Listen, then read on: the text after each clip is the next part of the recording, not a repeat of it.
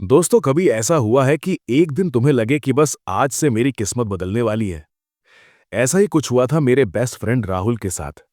राहुल और मैं कॉलेज के टाइम से एक दूसरे के बिना अधूरे थे। एक ही हॉस्टल में रहते थे, एक ही प्लेट में खाना बांटकर खाते थे और हंसते-हंसाते सपने देखते थे। राहुल थोड़ा ज्यादा सपने देखने वाला था। मैं हमेशा कहता था कि धीरे-धीरे कर लेना, लेकिन वो हंसकर टाल देता और बोलता, भाई, धीरे-धीरे तो लोग 60 साल तक नौकरी करते रहते हैं। मैं तो 25 में ही फ्री हो जाना चाहता हूँ। 2022 में उसने पहली बार कोई ट्रेडिंग ऐप डाउनलोड किया। मैंने बहुत मना किया, लेकिन उसने एक नहीं सुनी। पहले दिन उसने सिर्फ 5,000 रुपए डाले और दूसरे दिन ही 12,000 रुपए का प्रॉफिट हो गया। उस रात 11 बजे मुझे फोन करके बोला, भाई, स्क्रीनशॉट देख, मैं अमीर बन गया।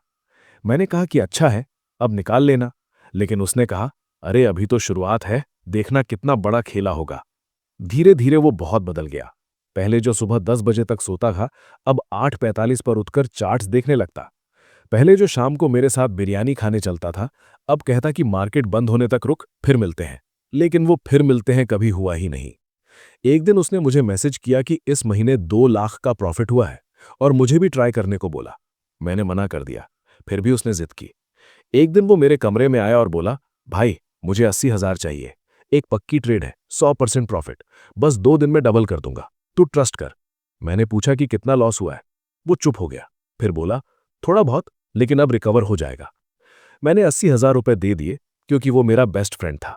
मैं सोच रहा था कि अगर जीत गया तो बहुत खुशी होगी, और अगर हारा भी तो मैंने मदद तो की। अगले 4 दिन वो पूरी तरह गायब हो गया। फोन नहीं उठाता, व्हाट्सएप पर ऑनलाइन भी नहीं आता। मैं बहुत घबरा गया।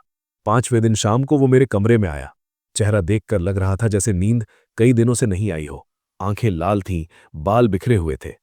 वो मेरी तरफ देखकर बोला, भाई, सब गया, सब कुछ गया। तेरे 80,000 भी, क्रेडिट कार्ड का बिल भी। मम्मी पापा को अभी तक पता नहीं चला। मैं चुप रहा।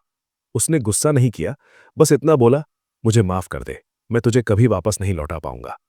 और फिर वो जोर जोर से रोने लगा। पूरा कमरा उसकी सिसकियों से भर गया। मैंने उसे गले लगाया। पहली बार मैंने अपने बेस्ट फ्रेंड को इतना टूटा हुआ देखा था। अगले दिन मैंने उसे उसके घर भेज दिया और उसके मम्मी पापा को सारी सच्चाई बता दी। उन्होंने बहुत डांटा, लेकिन साथ भी खड़े हुए। राहुल ने सारे ट्रेडिंग ऐप्स डिलीट कर दिए, अकाउंट बंद कर दिया और एक छोटी सी जॉब ज्वाइन कर ली। हर महीने मेरे 80,000 में से 8-10,000 रुपए भेजता रहा। 1 साल बाद उसने मुझे फोन किया और बोला, भाई, आज आखिरी किश्त भेजी है, 80,000 पूरे हो गए। और सुन, मैंने एक छोटा सा एसआईपी शुरू किया है, अब बस धीरे धीरे बढ़ाऊंगा। तूने मुझे बचाया। मैंने कहा, यार, तूने खुद को बचाया, मैं तो बस साथ खड़ा था। दोस्तों, ट्रेडिंग की लत कोई छोटी लत नहीं होती। ये तुम्हारे सबसे करीबी दोस्तों को, फैमिली को और सबसे पहले खुद को तुमसे दूर कर देती है। राहुल की तरह बहुत लोग इस जाल में फंस जाते हैं।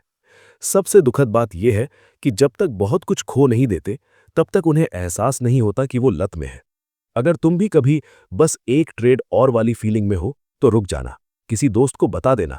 किसी को बताने में शर्म मत करना, क्योंकि वो दोस्त ही वो शख्स हो सकता है जो तुम्हें इस गड्ढे से बाहर निकाले। पैसे कमाने के बहुत रास्ते हैं, लेकिन दोस्त और सुकून खोने के बाद वो पैसे भी अच्छे नहीं लगते।